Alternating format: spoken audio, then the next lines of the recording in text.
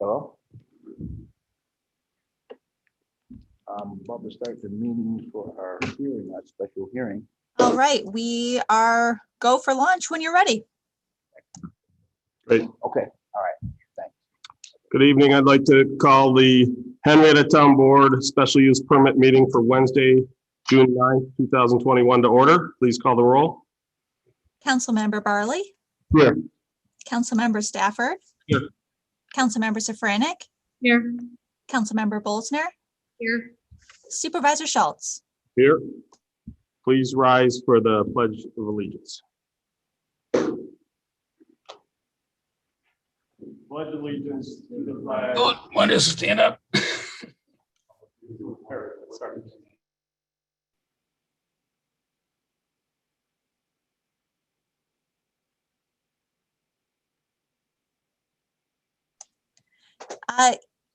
Don, I'm sorry, I muted the wrong person. Can you unmute the main meeting room?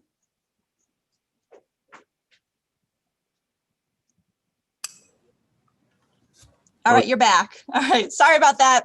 No problem. It just threw me during the pledge. First up, we have application number 2021-044, Daytona Partners 1 LLC, 3760 West Henrietta Road, to utilize the property as overflow parking for Van Bortle Subaru in a commercial B1 zone district with a mixed-use redevelopment area overlay district. Tax account number 161.15-1-13, or is more particularly described in plans on file in the town clerk's office and posted online. Do we have a representative from Daytona Partners? Yes, Dan McDonald. I'm the attorney for Daytona Partners, which is the owner of the property at 3760 West Henrietta Road. That's actually Daytona Partners 1 LLC. One LLC, okay. Right. And then Ari Shohat. Ari, are you with us? If Ari's here, he's muted.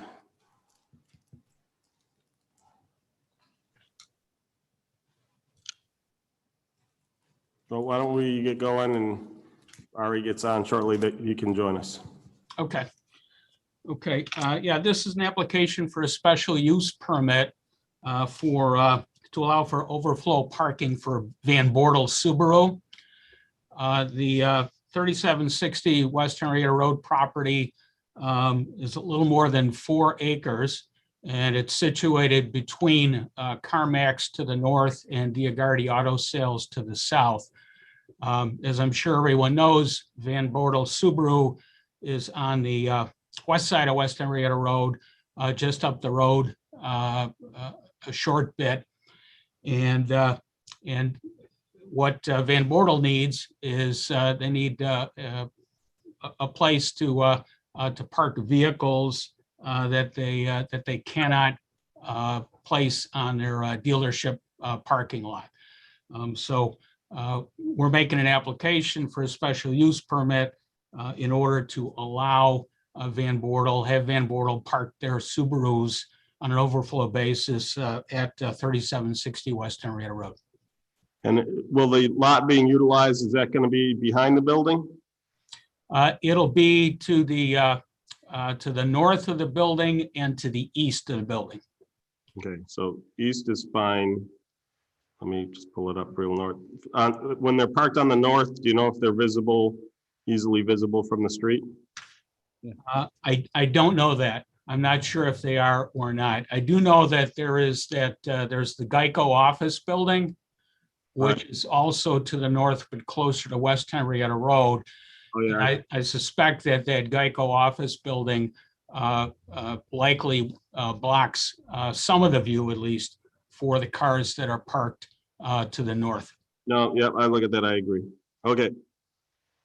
And is there no current tenant in that back part of the building, or?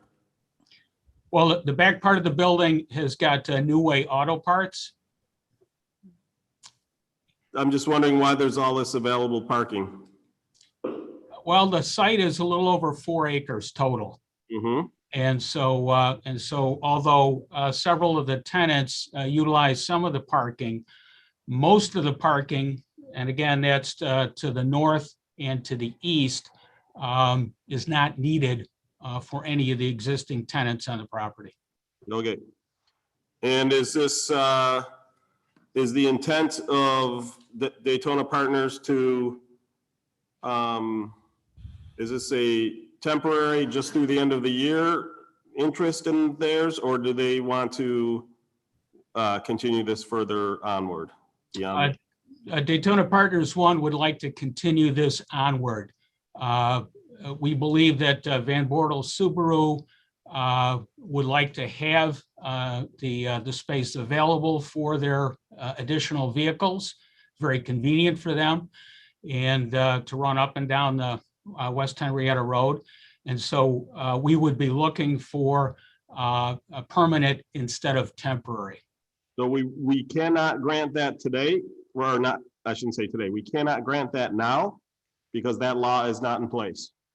That law is on the agenda for this evening, so if that law does pass, we could consider this for a permanent inclusion. A couple of things just to make sure everybody is clear.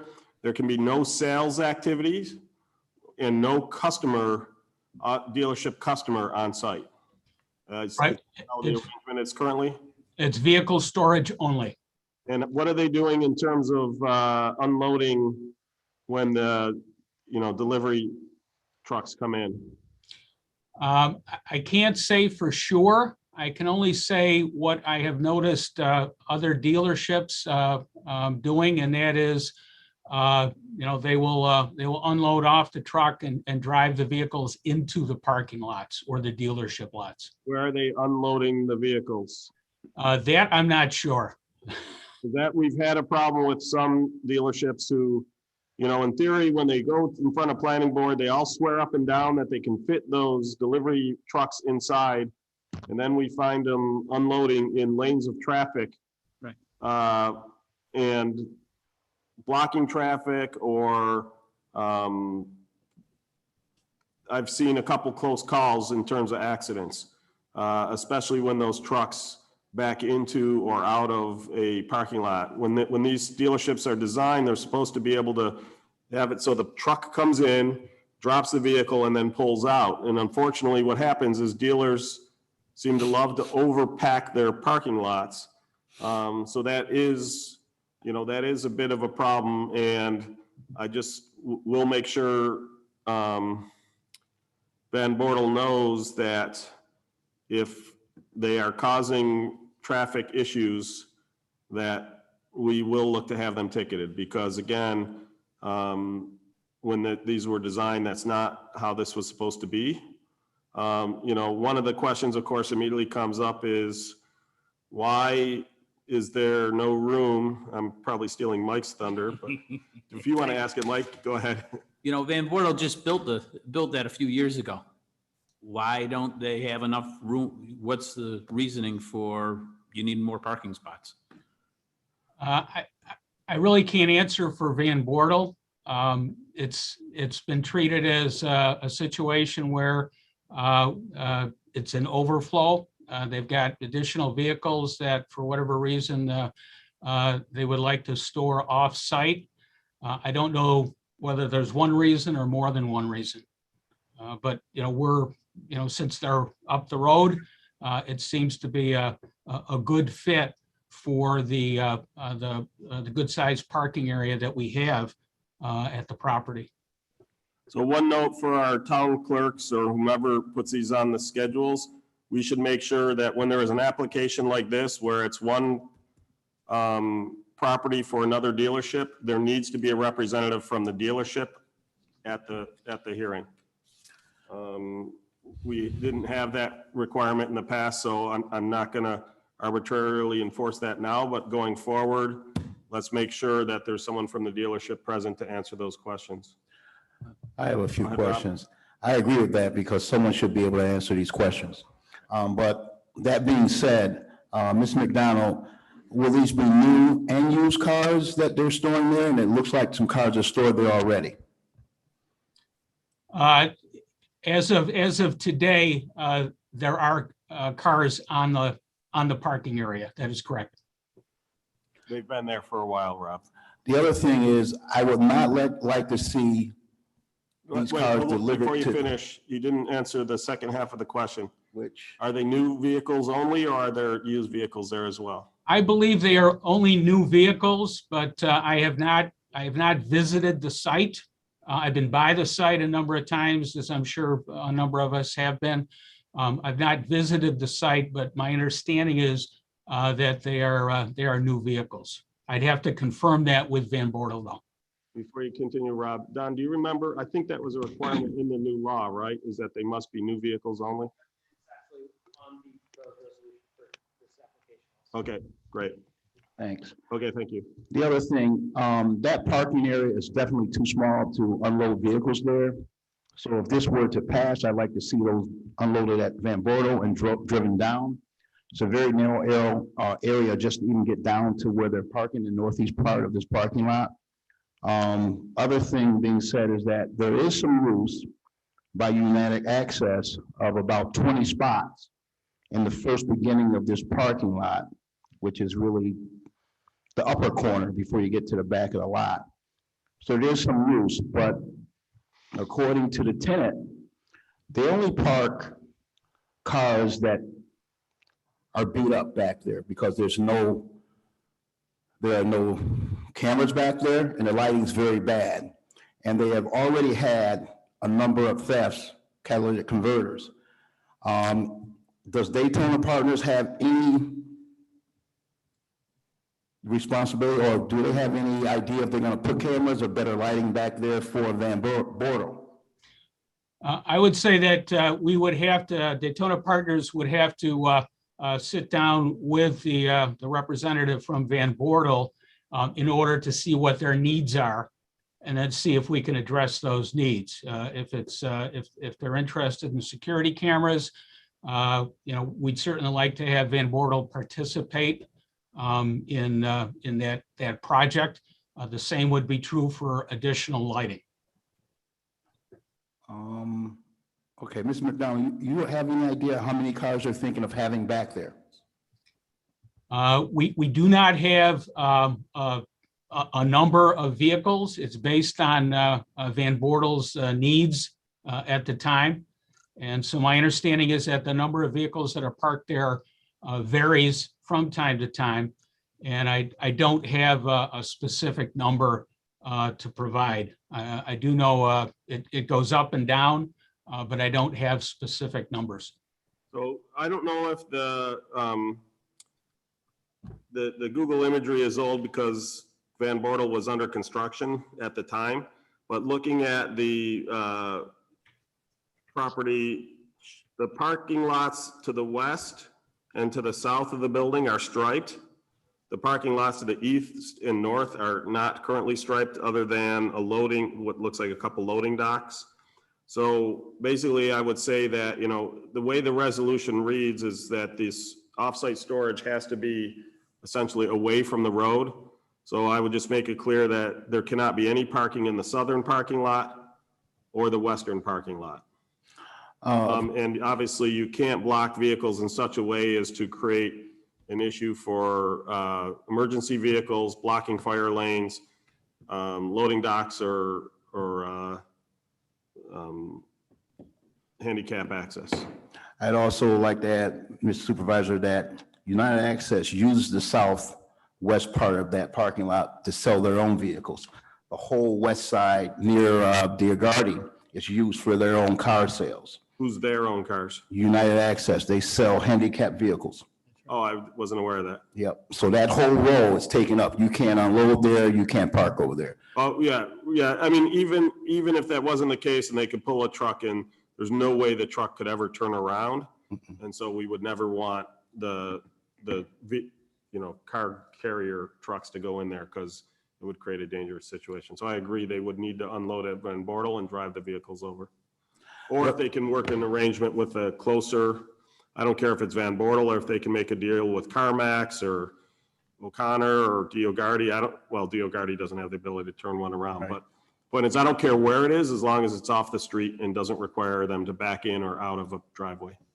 Yeah, off-street loading only, that's what I got. Correct, yeah, Loading or unloading, right. that's what I got. I would actually like someone here from the dealership. So it'll be nice to I have think we got answers. some questions. So one of the things, just to be clear, we're not gonna be able to vote on this until the regular town board meeting, so we do have time. I would say 7:30 is the earliest we could possibly get to that. It's going to be at the end of the agenda, so it's probably gonna be much later than that. But if when we're done with this hearing, if you could reach out to Van Bortle and try to get somebody on here on the meeting before the regular town board meeting, that would be much appreciated. Otherwise, it's distinctly possible that they may table the decision on this till the 30th. Exactly. Do we have a, Oh, sorry, I was just gonna interject. Jenny was able to get a hold of Ari, and they just logged on. Okay, Okay, great. is Ari from the dealership or is Ari from Daytona? Ari is from Ari's from Daytona. From Daytona. Okay. All right, there have been a number of questions that have been asked so far during this hearing. And I really wasn't in a position to provide specific information. Maybe you would be able to provide some more specific information. Happy to. Like, did okay, you want to start with the Subaru question again? Why there's not capacity? yeah, why isn't there capacity at the new dealership they just built for their cars? Because, I mean, currently the way that the world is right now with supply and demand issues, and this is actually going to be beyond COVID, and it was actually pre-COVID too. They have to have the vehicles close to the dealership, and they're out of land and property. I believe when they were building that there was some marshland, or I heard all of this a year and a half, 2 years ago when we first started this, but they are at capacity at their current lot right now, especially in the winter months when they have to deal with snow removal. So let's not, you mentioned COVID. It has nothing to do with COVID because it was like that prior to COVID. Sure, but this is just exacerbating it. Okay. You were used, The supply chain issues Okay. is what the COVID issue is. okay. Mr. Barley had asked the question, only Subarus, correct? Just, I want to make sure I got all this right.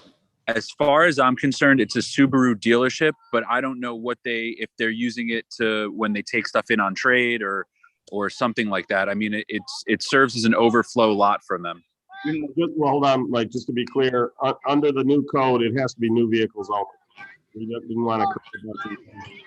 Okay. I mean, if that's a restriction in place, we'll have to tell them that as well. So how many cars do you plan on parking there? I mean, I really don't have a specific number. I guess as many as they can fit, as long as we adhere to the guidelines that the fire marshal gave us, that they need to have access for trucks.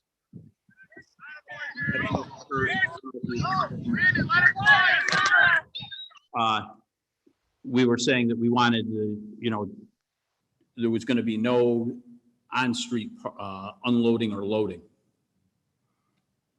Because quite often, those trucks delivering the vehicles, car haul trucks, unload on West Henrietta Road, so we don't want that. Yeah, we have a large enough driveway and parking lot. I don't see why that would be an issue. Well, the problem is you have a large enough driveway to get the car carrier in, but they'd have no way to turn around and would have to back out, which creates a really dangerous situation. So we would much rather see the loading and unloading occur either at Subaru, or if you can make a deal with one of the, like CarMax or O'Connor, one of the places with big enough room for those car carriers to turn around, we'd rather see them unloaded there and driven over.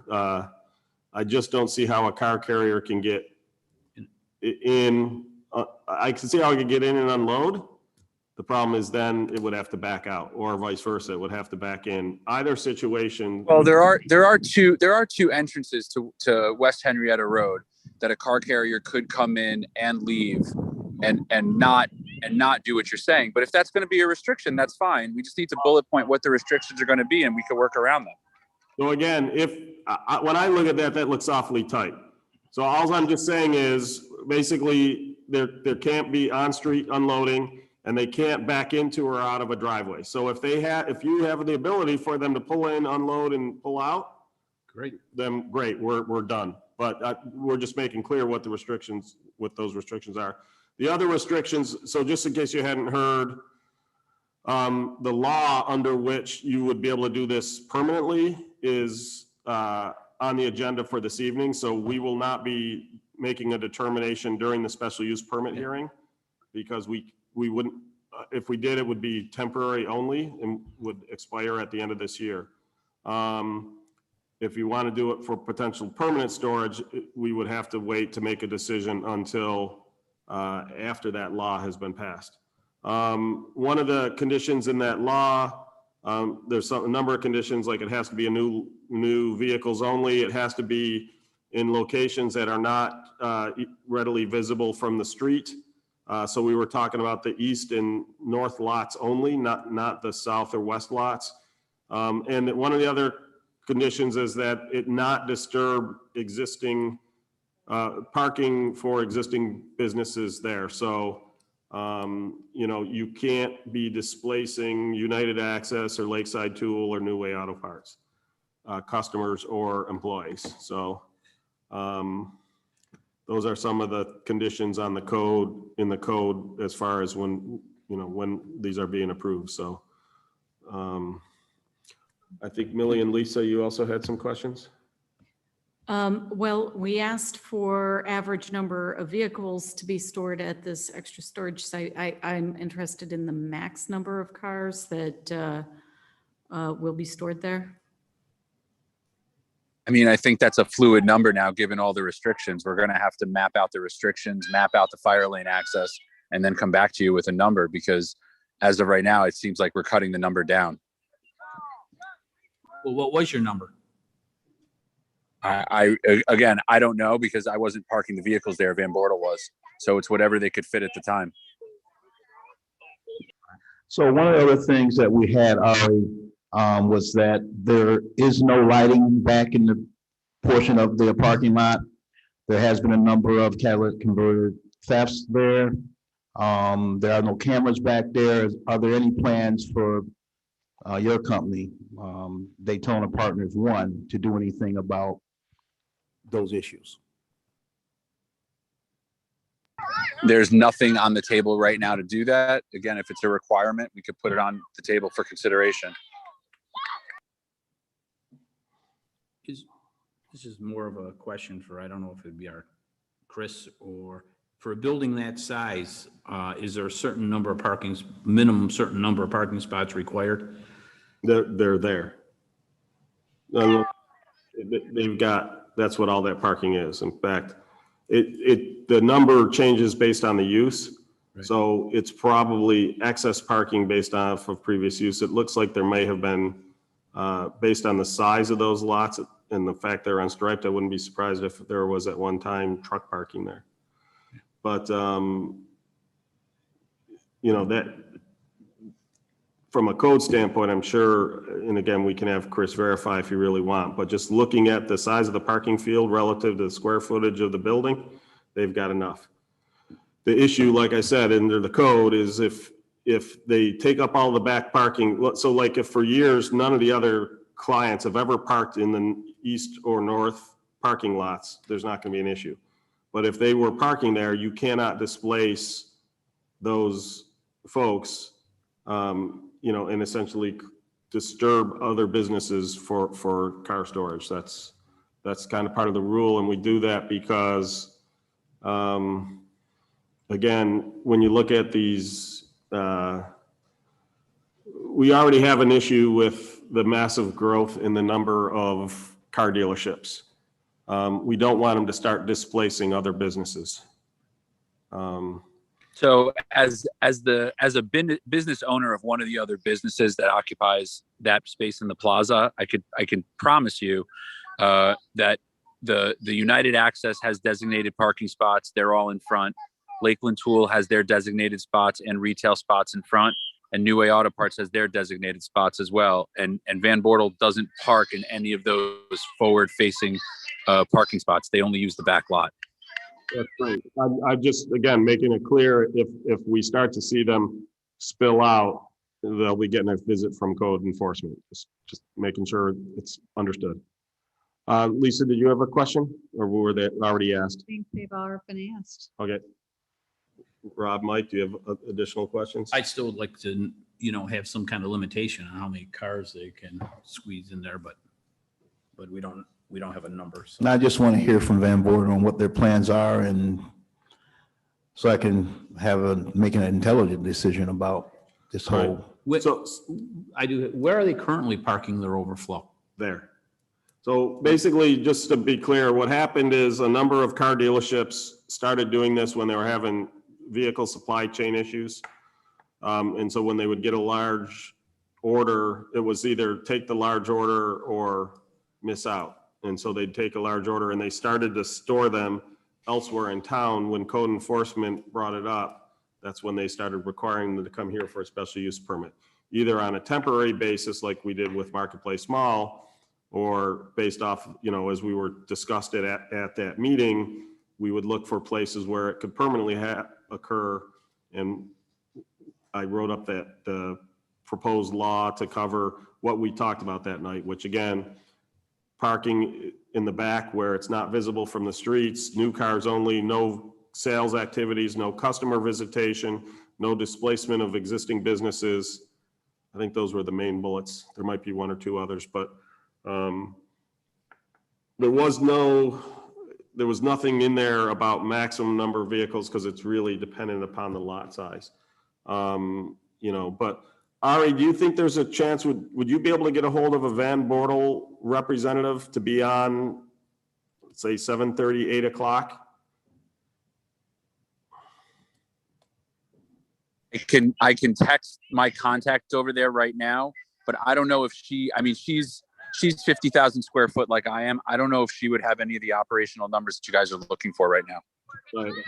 So, I'll also note that Jenny is on the phone with someone from Van Bortle to see if she's able to get somebody on the meeting later to answer some of these questions as well. okay, that'd be great. So, like I said, no matter what, we've got to table this till the meeting. And if just to be forewarned, if the board does not feel they've had sufficient answers to their questions, there's a chance they may table it to the 30th. But as I said earlier, we can't actually vote on a permanent because there is no law that allows us to have permanent storage today, or as of right now. There may be as of around 8 o'clock, but we'll see. Okay, any other questions for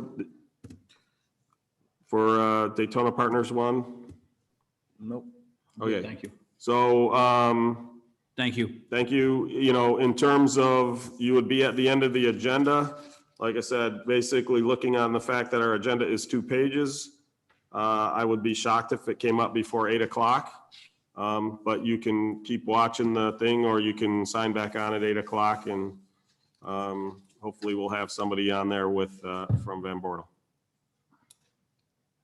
Thank you, gentlemen. Okay, thank you very much. Thank you. I'm going to close the hearing for application number 2021-044. And again, if we vote on it, it will be in the main meeting. Well, we're going to do something at the main meeting, either vote on it or table it. Okay, next up, we have application number 2021-045, Island Wraps, 5152 East River Road, unit number 5, to operate a dine-in and takeout restaurant serving Caribbean and American cuisine in an industrial zone district, tax account number 188.01-1-20.1, or as more particularly described in plans on file in the town clerk's office and posted online.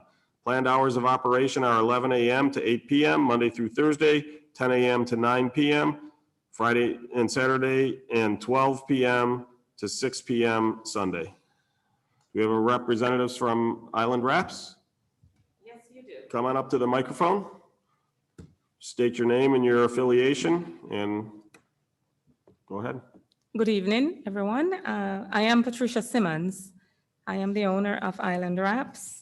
And I am pleased to be here today to, request a special use permit for my space, Island Wraps.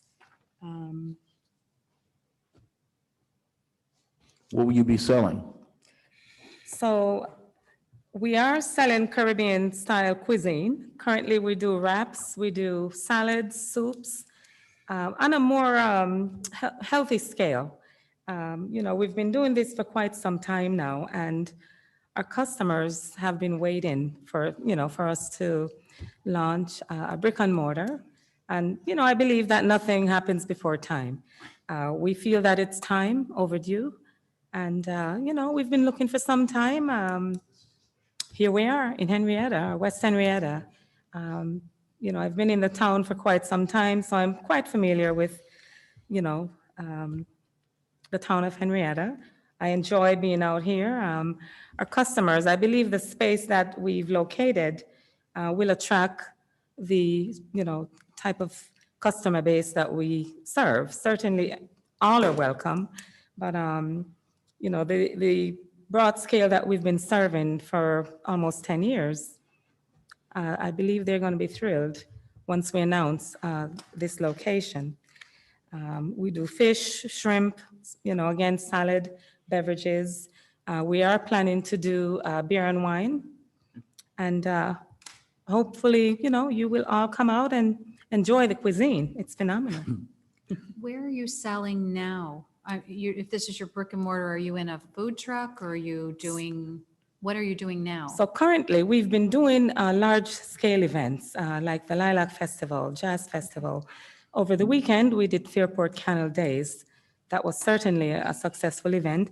And we venture out. We travel to, different states throughout the country. We've gone as far as Maryland, Ocean City. We've done some in Virginia, Pennsylvania, and so forth. We've been invited to Florida, but again, we have tabled most of our operation in the New York State area.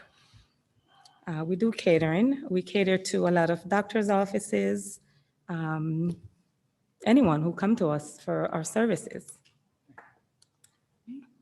How many tables do you plan having inside? Currently with COVID, just, assuming that things are going to flow the way it is right now, we're looking to have about 30 tables, between 25 and 30 tables, but we will adhere to the guidelines, Right. Whether the town's guideline or state, whatever the requirements are. Could be state or county. We don't have our own health department. County. How many people, I'm sorry. But, the fire marshal Right, yeah, also has yeah, something to do yeah, with that. Yeah, too, so there's, right. Yeah. But that's irrespective of the Right. pandemic Yep. conditions. Yep. How many people do you plan on having working there? Currently, we have 8. I'd like to bring at least another 8 on staff to accommodate. We foresee that, we're going to be entertaining not just curbside dining, but, deliveries and so forth. So we want to be able to accommodate the services as it comes to us. Are they going to be adding on to the plaza? Is there enough room there for you? I think that's the bump out that they did a couple of Yeah. years ago. Right, Oh, the end okay. parcel. It's been sitting, I'm trying to picture it in my head if there's. yeah, there's not been, to my knowledge, they built it, but then when COVID, it sat empty. Yeah, it's been vacant for a Because year, 3 or so. and I know this because we just had this discussion, because I thought it was newly added too. And it was apparently added a while ago and has been sitting empty. Yeah, Okay. Yeah, Yep. we've had a couple other businesses go in that plaza in the last Yeah, year yeah. or so. Well, it'll be nice to have a restaurant in that area of the Yes. town because there really is nothing there. So that's really nice to have something there, I think. yeah. What's nice about Island Wraps, we have people know who we are. We're not a fly-by-night company, and we're highly respected by the people we serve. And just over the weekend alone, I don't know if any of you made it out to Canal Days. It was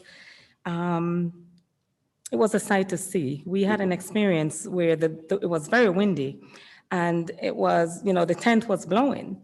And I tell you, the people came together and they held us down. I mean, they literally held the tent down while they wait for their foods. It was beautiful. And So I do know that I was there this weekend and I did walk by your site and there was quite a long line. And Unfortunately, I didn't wait. So I do apologize, but I will definitely check you out. Thank you. And we've won many awards at some of the events we've done as the best food vendor in some of these events. So, you know, again, we're bringing something fresh, something different to the area. And I believe that that particular area, it's been vacant, it's empty. And I think that Island Wraps will bring some additional traffic to, you know, the other businesses that are in the plaza. So it'll be a positive. That's great. move. Absolutely. We be serving any teas? Teas, you name it. All right, I'll be Yes. by to Oh, check some of yes. those out. I'm a very big tea fan. We can have sippy cups, sip time. In fact, I have a sip group on social media, so there you go. Right. Yeah. And this is just indoor seating? Yes, for now. You know, there has been talked in the future for possibly outside seating, you know, a little bit of light entertainment, bring a little life to the area, but that's in the future. Just be aware, if you do decide to do outdoor seating, put your plans together, you'll have to be back here Yes, for a special permit. I'm well aware. Thank Okay. you. Mhm. I'm ready to vote. I don't know about others. I'm ready to vote. I'm ready to go try. Yeah, Yep. You know, we're ready to be we there. keep saying we need to do this thing where restaurants are required to bring a sample of their food. We always get hungry sitting here You know- listening and talking to you guys. You know, that we hear about these places, we're like, bring us something, please. Oh, that would have been so easy for me today. Okay, I'm going to make a motion to approve application 2021-045 Island Wraps, 5152 East River Road, Unit Number 5, to operate dine-in and take-out restaurant serving Caribbean and American cuisine in an industrial zone district tax account number 188.1-1-20.1, or more particularly described in plans on file in the town clerk's office and posted online. Planned hours of operation are 11 a.m. to 8 p.m., Monday through Thursday, 10 a.m. to 9 p.m., Friday and Saturday, and 12 p.m. to 6 p.m. Sunday. Second, I'm gonna give it to Lisa. yeah, do that. I didn't even hear her. I did. Said it He quietly. actually said it into the mic, so I'm giving it to her. didn't say anything like you gotta give it to You're just louder. You guys are all behind me, so I'm I know. turning, Her listening. mic is so far away. I know. We always pick on her because she sits back, turns, and doesn't speak into her mic. Because I look at people when they Okay. talk, so I'm Right. looking behind. Any comments from the crowd? Or any other input? Hearing none, please call the roll. Councilmember Barley, Aye. Councilmember Stafford. Aye. Councilmember Safranik, Aye. Councilmember Bolsner, Aye. Supervisor Schultz. All right. So Thank you. send us an email or let us know when you guys are open and we'll come by and visit. Town Thank you board so at- much. Thank you all, and I look Congratulations. forward to seeing you all there. Yep, have a nice Congratulations. evening. Good We luck. will be there. All Thank right. you. Okay, thanks. Next up, we have application number 2021-046, Jewish Community Center, 1200 Edgewood Avenue, to hold a summer art series with outdoor performances between May and September, and alcohol being served during these events in a residential R15, I think it's supposed to be R115, right? Zone district, tax account number 150.18-1-1, or as more particularly described in plans on file in the town clerk's office and posted online. Do we have a representative from the JCC here? We have a few. Good evening, Mr. Supervisor. My name is Jerry Goldman. I'm the attorney and agent for the JCC and also a member of the JCC. With us this evening are a number of people who are involved in the Summer Art Series. First is Ralph Moranto, who is the Associate Executive Director of the JCC and the Theater Artistic Director. In addition, we have Jeff Springett, who is a board member of the JCC, but also is the primary mover in Rochester events. So he is familiar with the actual operation of these types of venues, coming off a very successful stint at the Lilac Festival this year. Also with us is Max Gordon, who is our food and beverage coordinator. He is the proprietor of the Hideaway on Park Avenue. And we'll talk a little bit about that as we go along. For those of you who are familiar with the JCC property, the JCC is actually split between Brighton and Henrietta. As part of our application materials, we showed on the map the location of the Summer Arts Series is going to be on the existing tennis courts, which is a fenced-in area located within the town of Henrietta. There we go. Thank you, Becky. So that area right now, if you were to take a look at it, there is a tent in place, which provides for a number of indoor seats, but there's also the ability to provide some additional seats within the secure area on the site behind the JCC, as depicted on the screen, and you can see it right now. We did receive some staff comments with regard to this application, and I'd like to go through them really quickly. The first one came from Kevin Wilson, who said that we needed to submit documentation for the vendor holding the liquor license. And in fact, we did provide that documentation to Kevin and to Jenny. And we're told that that is what we need to get our special permit and move this forward. Also, Kevin notes that the applicant has already secured their special event permit for the Summer Art Series itself. Basically what we're here for, and the reason for our appearance, is the alcohol sales. So unfortunately, we aren't providing samples of our product to the board this evening. As much as we typically like to do that at special permit meetings, we didn't think it would be appropriate to do that. That was a joke, by the way. It was fun. In addition, we did receive, we had no comments from the fire marshal, and we have one comment from Chris Martin. And Chris's comment was, this action is a type 2 action under seeker, so there is no need for any seeker compliance or seeker review for this application.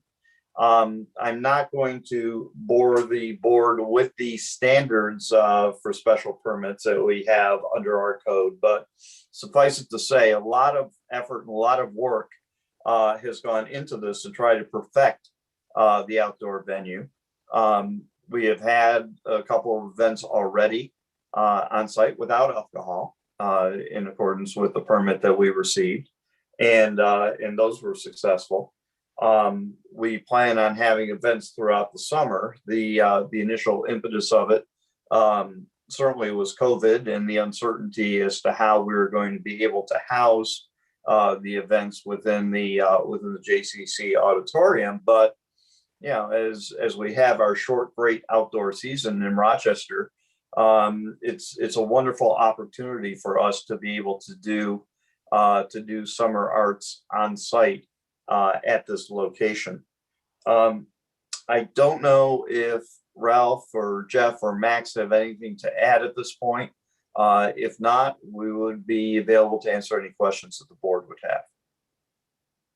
The only thing I'd like to add is, which of course is outlined in the proposal, is that we have a number of events throughout the year that will not have alcohol at them as well.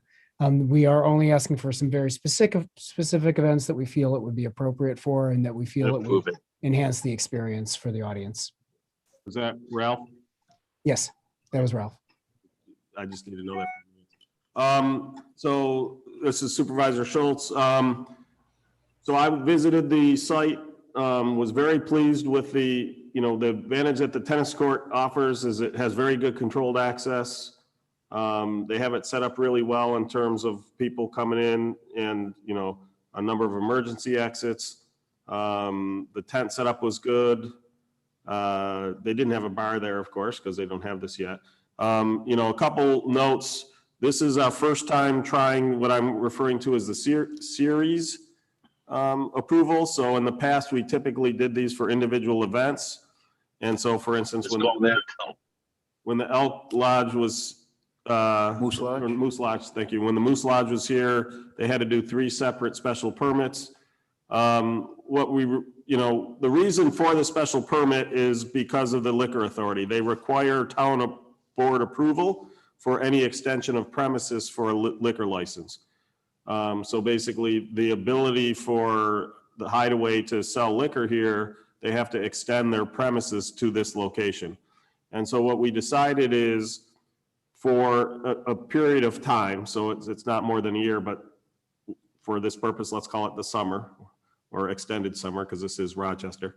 If it's the same location, the same setup, and the same liquor license, we can do it all under, we can do the multiple events all under one special use permit. So this is the first time we're trying this, but again, it means for shorter agendas, and it also means that you guys aren't getting hit with application fee after application fee after application fee. So this is the first time we're trying it, and I expect us to do this in the future for all series events. But again, that one of the key requirements, because of the way this works with the liquor authority, it has to be the same liquor vendor. You can't have 10 events with one and 3 events with the other. You could, but you'd have to get 2 special use permits.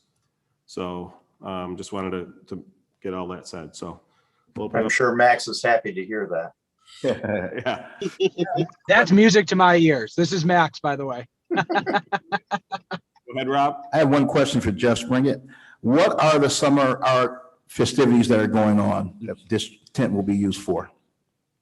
This facility in and of itself, I think Ralph can speak better to that. They've got, Ralph has put together a program of close to 40 performances, from the RPO to Blackfriars to some live entertainment.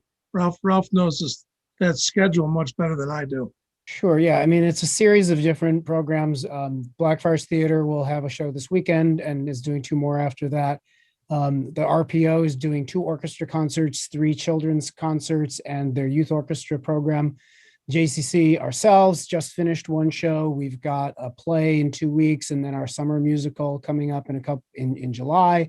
Those are all events, mostly events that will not have alcohol sales at them.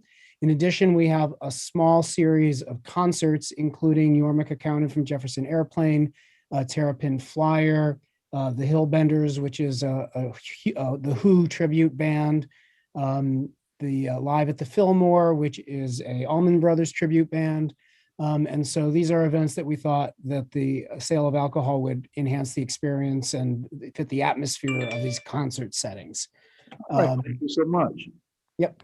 It's going to be exciting. It's going to be a lot of fun, and people are loving the fact that they can come to Brighton Henrietta and sit outside and enjoy live music and live theater and getting back to life again after a year of being cooped up in their houses. Sounds real good, Ralph. Thanks for that information. So I can just say that I was real disappointed when COVID hit last year, and I was looking forward to a couple plays you guys were gonna have, and they got canceled because of that. So glad you see you're getting some more events back. Exactly. Yeah, we know that audiences weren't quite ready to come indoors. That's why we decided to do the outdoor venue. And hopefully by fall, we'll be back fully indoors if COVID allows us to keep moving at the pace we are. Right. With that being, I just had a question on the liquor license itself. I was under the impression when a outside person such as Hideaway came in, there was a very limited number of events that they could do on a liquor permit. Is that not correct? This is Max Gordon speaking. There are certain types of liquor license that limit 4 to 6, depending on the venue, off-site permits for that location. That's to minimize using the temporary permits in place of a permanent permit. Because of the license that we hold and because of the situation and scenario we are in, the liquor authority, we will be able to perform all the events that need liquor with the temporary permit through the state. Okay, thank you. And just the last question I have is, with the events so far have you had any issues with the neighbors on the other side of the canal, or if any of those neighbors are online on this, do they want to speak? Karen Lee Drive, I believe is. Yep, Karen. Yes. We've not had any feedback of any concerns yet. Okay. When were you looking to have, how late were you looking to have the events run? We have a 10 o'clock curfew, although most of the events are planned to end closer to 9 or 9:30. Okay, But we've given all the musicians a 10 o'clock curfew. great. So they're limited on the number of encores they can do.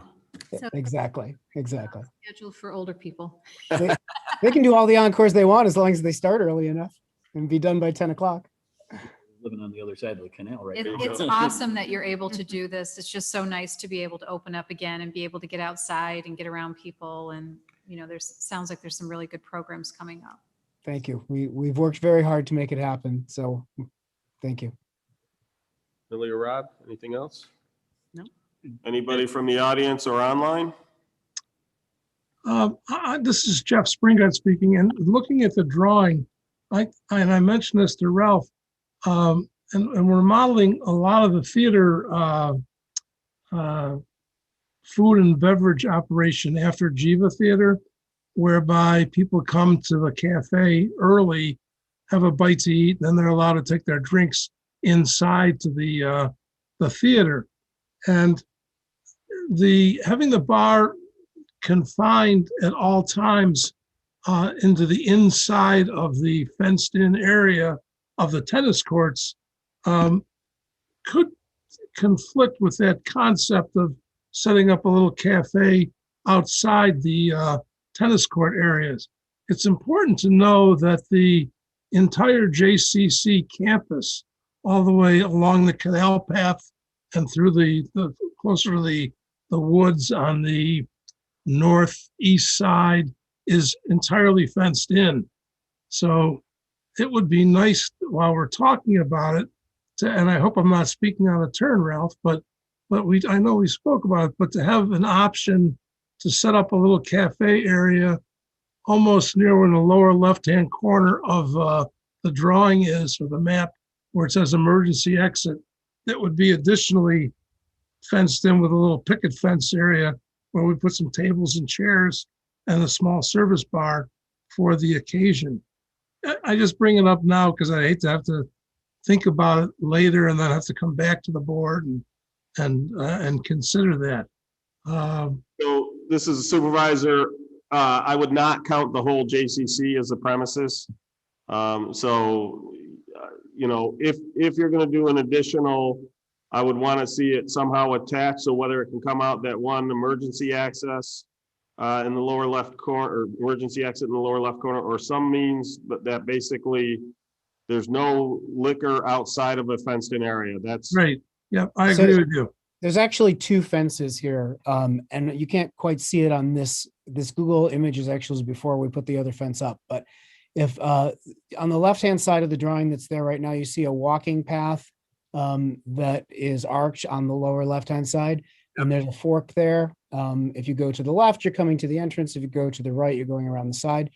There's, oh, there we go. There is a fence, again, it's not in this Google Images side, but it is right basically where that blue line is, a little further up from the blue line on the walking path from the back parking lot. There's also a gate right there that actually you can see it. You can see the dotted line there. There's a line with little dots on each side of it. That's another fence. So that area would also be fenced. Nobody would be able to get past that area without a ticket. okay. So even if there was something happening outside of the tennis courts, it would still be behind a fenced area that no one would be allowed to get into without a ticket. Right. So Or again, out of with a drink, Yes, right. more importantly. Yep. For this discussion. And we have a policy with our concerts that is no reentry. So if someone leaves the fenced in area, goes out to their car, then we would not allow them to come back into the concert. And that's obviously to prevent people from doing things in their car that we don't want them doing and then coming back into the venue. is there, I assume there are restroom facilities then somewhere within this fenced in area? Yes, for the concerts, we're gonna have porta potties there. And then for people who need an ADA compliant bathroom, it's located on the backside of the building and they'll be escorted there to use the ADA compliant bathroom. Great. Any other questions? Just one quick one.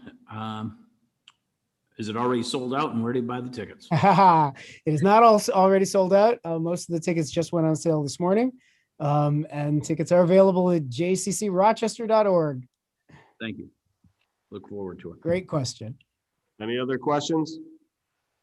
So again, just to be clear, I'm going to put forth the resolution because I want to make sure that we stipulate that all liquor sales and consumption must be confined to the fenced-in area, either the tennis court or the adjacent fenced-in area. Thank you very much, Supervisor. Thank you. Okay, so fellow town board members, I recommend we approve special use permit application number 2021-046, Jewish Community Center, 1200 Edgewood Avenue, to hold a summer art series with outdoor performances between May and September, and alcohol being served during the events in a residential R115 zone district, tax account number 150.18-1-1, or as more particularly described in plans on file in the town clerk's office and posted online, with the following conditions. All events must have the same liquor license provider and must use the same location. And all liquor sales and consumption must occur within the fenced-in boundary of the tennis courts or the adjacent fenced-in area. Second? Any further discussion? Hearing none, please call the roll. Councilmember Barley, Aye. Councilmember Stafford. Aye. Councilmember Safranek, Aye. Councilmember Bolzner, Aye. Supervisor Schultz. All right. Congratulations. We look forward to the events.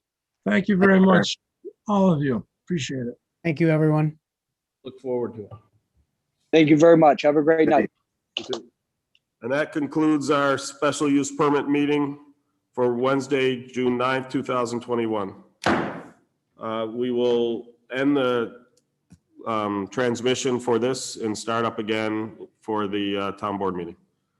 Those who are on the Zoom can